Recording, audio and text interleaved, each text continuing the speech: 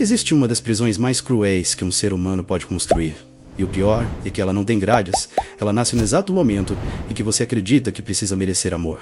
Porque a partir desse instante, cada conquista deixa de ser uma vitória.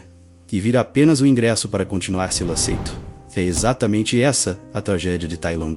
Muita gente olha para ele e enxerga um vilão consumido pela missão. Mas essa nunca foi a verdadeira história. A história de Tai Lung é sobre um homem que passou a vida inteira tentando ouvir uma única frase. E eu tenho orgulho de você. Talvez o detalhe mais assustador seja outro, porque essa história não fala apenas sobre o meu parto das neves. Ela fala sobre qualquer pessoa que confundiu valor com desempenho. E quando esse tipo de erro acontece, a destruição nunca começa na derrota. Ela começa muito antes, começa na infância. Existe um detalhe em Kung Fu Panda que quase ninguém percebe. Tai Lung não nasceu com um sonho. Ele recebeu um. Quando Shifu o encontra abandonado nas escadarias do Palácio de Jade, ele encontra uma criança sem passado, sem sobrenome, sem identidade. E crianças assim possuem uma característica curiosa. Elas não sabem quem são, então elas acreditam em quem diz. Shifu não apenas acolhe Tai Lung, ele dá um propósito para aquela criança. Mas existe uma diferença gigantesca entre oferecer direção e entregar um destino pronto. Porque destinos podem virar prisões. Quando você diz para uma criança que ela nasceu para ser extraordinária, parece um elogio. Mas existe uma pergunta escondida. E se um dia ela não conseguir ser? Quem ela será então? Foi exatamente essa armadilha que Tai Lung nunca percebeu. Sua identidade inteira passou a girar em torno de uma única promessa. Você nasceu para a grandeza. 5 palavras. 5 palavras suficientes para construir uma vida inteira e destruí-la depois. Só que isso ainda não explica o que realmente aconteceu. Porque o problema nunca foi a promessa, foi a maneira como ela foi alimentada. Observe Tai Lung durante os treinamentos. Existe um padrão que o filme repete várias vezes. Ele executa um golpe perfeito e imediatamente olha para Shifu, não para admirar sua técnica, não para sentir orgulho. Ele procura um rosto, uma reação, uma aprovação, um simples aceno. É quase automático. Como uma criança mostrando um desenho ao pai. Olha o que eu fiz. Gostou? Esse pequeno detalhe muda completamente a leitura do personagem. Tai Lung nunca treinou porque amava lutar. Ele treinava porque cada acerto comprava alguns segundos de reconhecimento. Toda vez que Shifu sorria, o cérebro daquela criança aprendia uma lição silenciosa. Quando eu desempenho, eu sou amado. Esse é um dos mecanismos psicológicos mais perigosos que existem, porque ele transforma carinho em recompensa. E recompensa precisa ser conquistada, sempre. Você nunca pode descansar, nunca pode falhar, nunca pode diminuir o ritmo, porque se o amor depende do resultado, o fracasso parece abandono. É exatamente por isso que Tai Lung treinava até destruir o próprio corpo. Mas aqui existe uma ironia devastadora. Shifu realmente amava Tai Lung, só que amor nem sempre impede alguém de machucar quem ama. Às vezes, faz exatamente o contrário. Porque amor sem consciência pode criar expectativas impossíveis. E expectativas impossíveis criam pessoas que nunca se sentem suficientes. Só que ainda existe outro personagem observando tudo isso. Alguém que percebe um problema antes de todos. E esse detalhe muda completamente o significado da história. Ubui nunca disse que Tai Lung era fraco. Ele disse algo muito mais perigoso. Havia escuridão em seu coração. Durante muito tempo, essa fala parece apenas um recurso conveniente para justificar a existência do vilão. Mas não é. Porque a escuridão de Tai Lung nunca nasceu da maldade. Ela nasceu da obsessão. Veja como ele foi treinado. Cada golpe precisava ser mais forte. Cada vitória precisava ser absoluta. Cada obstáculo precisava ser esmagado. Não existe espaço para vulnerabilidade. Nem para dúvida. Nem para erro. Quando você cresce acreditando que só existe valor em vencer, você não aprende humildade. Você aprende desespero. E pessoas desesperadas fazem qualquer coisa para proteger aquilo que acreditam ser sua única identidade.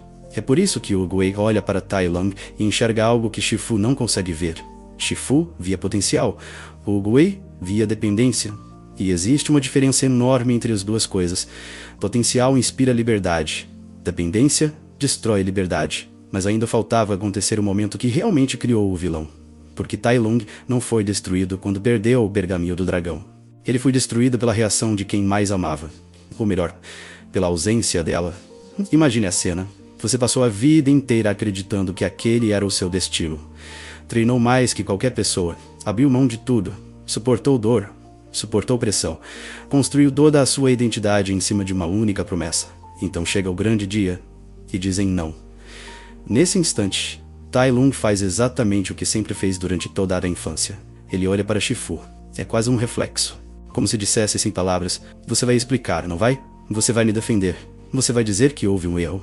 Mas Shifu permanece em silêncio. E às vezes, o silêncio machuca mais do que qualquer frase, porque palavras podem ser discutidas. Silêncios costumam parecer verdades. Na cabeça de Tai Lung, aquele silêncio dizia apenas uma coisa: você não era quem eu pensei. É nesse instante que nasce o monstro. Não porque ele perdeu um pergaminho, mas porque perdeu quem ele acreditava ser. Essa é uma diferença gigantesca. As pessoas raramente entram em colapso quando perdem um objetivo. Elas entram em colapso quando percebem que construíram toda a própria identidade em cima daquele objetivo. Se ele desaparece, quem sobra? Essa pergunta acompanha Tai Lung durante 20 anos. 20 anos preso. Mas existe uma prisão muito maior do que aquela cela. O ódio. Porque o ódio oferece algo extremamente sedutor. Ele devolve um propósito. Enquanto você odeia alguém, você não precisa enfrentar vazio. Você sabe exatamente por que acorda todos os dias. Você sabe quem culpar. Você sabe quem derrotar. É muito mais confortável carregar vingança do que enfrentar a possibilidade de nunca ter sabido quem você realmente era. É por isso que Tai Lung sobrevive. Não pela esperança, pela raiva. E então acontece uma das cenas mais dolorosas do filme, quando finalmente encontra Shifu. À primeira vista parece apenas um combate. Mas não é. É uma conversa que nenhum dos dois consegue ter. Cada golpe de Tai Lung parece repetir a mesma pergunta. Depois de tudo o que fiz, eu finalmente fui suficiente? Ele não quer apenas vencer, ele quer ser reconhecido. E quando Shifu finalmente diz que sempre teve orgulho dele, algo extraordinário acontece. Por alguns segundos, Tai Lung desaparece. Quem fica ali é apenas o filhote, a criança. O menino que passou décadas esperando ouvir exatamente aquelas palavras. Seu rosto muda, sua respiração muda, sua raiva desaparece. É como se o tempo voltasse, como se tudo ainda pudesse ser consertado. E talvez pudesse, se aquelas palavras tivessem chegado 20 anos antes. Mas existe um problema cruel quando você vive tempo demais alimentando uma identidade. Mesmo que ela seja feita de dor, mesmo que seja feita de ódio, ela ainda é uma identidade. E abandonar uma identidade dói. Porque se eu não sou mais minha vingança, quem eu sou? Tai Lung já não sabia responder. Então ele continua lutando, não porque ainda acredita no pergaminho, mas porque já não sabe existir sem persegui-lo. Até que finalmente consegue colocá-lo nas mãos, o objeto pelo qual destruiu vidas, o motivo de toda sua existência, a promessa da felicidade, um símbolo da aprovação definitiva. E ele está vazio. E essa talvez seja uma das metáforas mais brilhantes da animação. O pergaminho nunca esteve vazio. Quem estava vazio era Tai Lung, porque ele acreditava que algum prêmio externo finalmente lhe entregaria aquilo que faltava por dentro. Mas não existe troféu capaz de fabricar identidade. Não existe promoção, não existe diploma, não existe relacionamento. Não existe reconhecimento, não existe aplauso. Nada disso responde à pergunta mais importante da vida.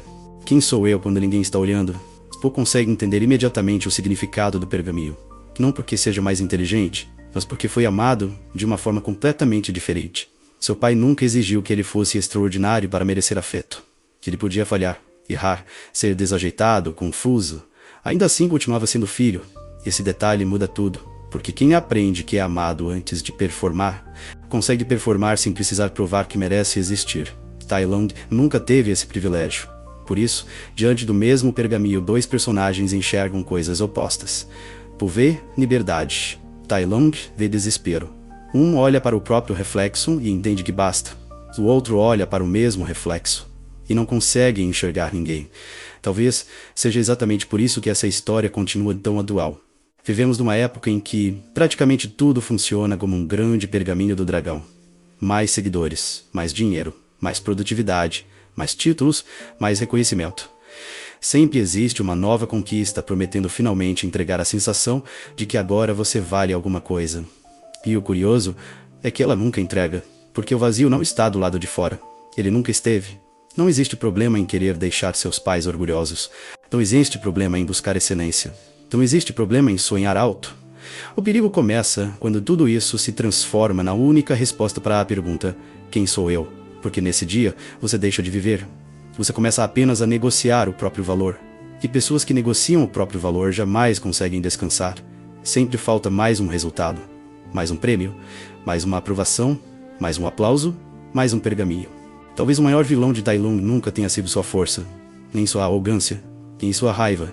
Talvez tenha sido acreditar, durante toda a vida, que existia uma versão futura dele que finalmente mereceria ser amada. Mas essa versão nunca existiu, nunca existirá. Porque o único reflexo capaz de preencher um pergaminho vazio é aquele que consegue olhar para si mesmo sem pedir permissão para existir. E talvez seja exatamente essa a diferença entre viver para impressionar o mundo e finalmente encontrar paz dentro dele. Se essa jornada também fez você olhar para um pedaço escondido de si mesmo, talvez já seja a hora de embarcar com os argonautas.